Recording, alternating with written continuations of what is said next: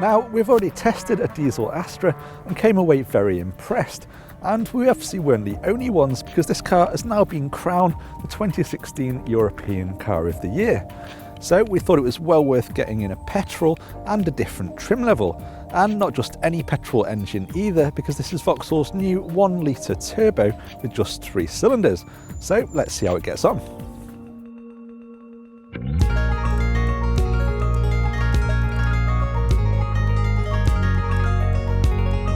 So it seems fitting to start on the road first.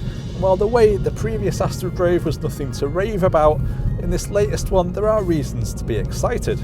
You probably already know that this generation of Astra is over 100 kilograms lighter than the previous one, but what you might not be aware of is that amongst the new Astras, this 1-litre petrol is 87 kilograms lighter than the diesel.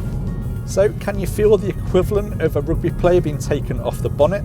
Well, perhaps not around town, but as soon as you get out onto some country roads, you'll notice that the nose dives into corners that little bit more quickly, there's less body roll, and it does resist understeer doggedly. Of course, the fact it only weighs around the same as a Super Mini also means that despite having just a 1-litre engine, the car actually feels quite nippy. It'll go from 0 to 62 in 10.5 seconds, despite having just 104 bhp.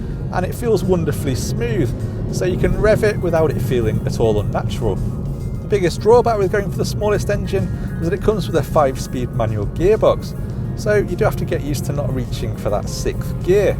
But when you do, you'll find that on the motorway it's actually quite relaxing and quiet. Fuel economy is rated at 64.2 mpg, while we've been getting mid-50s in real-world driving.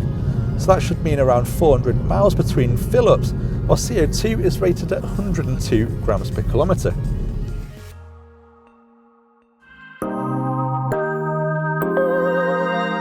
The last Astra we drove was the SRI trim, so this Techline version sits a little bit lower in the pecking order, but you know what, it's still extremely well equipped, and just as before, we love this 8-inch IntelliLink infotainment system.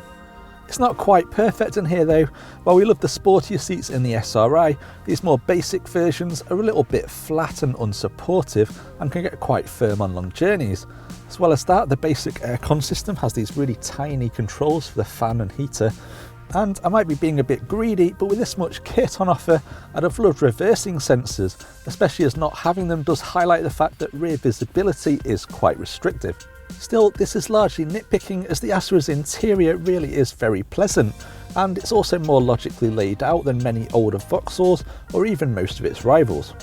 Of course, if you've already seen the review of the diesel, you'll know there's plenty of room up front and in the back of the new Astra, as well as nice practical features like spacious cup holders and big door bins for things like your wallet or your gloves. There's also this lip here on the dashboard, and we're not exactly sure if Vauxhall intended it for this, but it's actually really good for putting smaller phones, and although you might struggle a little bit, you can even fit an iPhone 6 Plus in there. Measuring 370 litres, the Astra is about 10 litres down on the boot size of the Golf, but it's still ahead of the Ford Focus.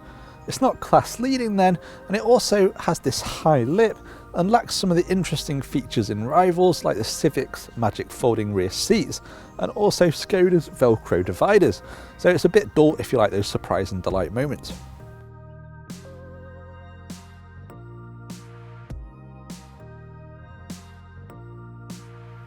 The Astra starts from just over 15 grand, making it a few £100 less than the Focus and a few grand cheaper than a Golf.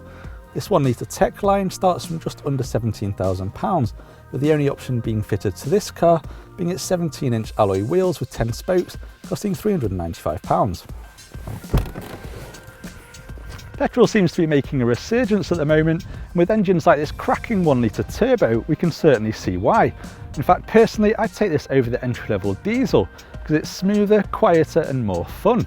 So if you're not after blistering acceleration and you don't need all the gadgets, this 1-litre Techline could actually be the sweet spot in the Astra lineup. But do you think 3 cylinders are better than 4? Let us know in the comments, and don't forget to hit the subscribe button. Click on the inquire button to find out more details about this car, or for any other models visit carkeys.co.uk. And to watch more reviews, click on one of the links on the screen now.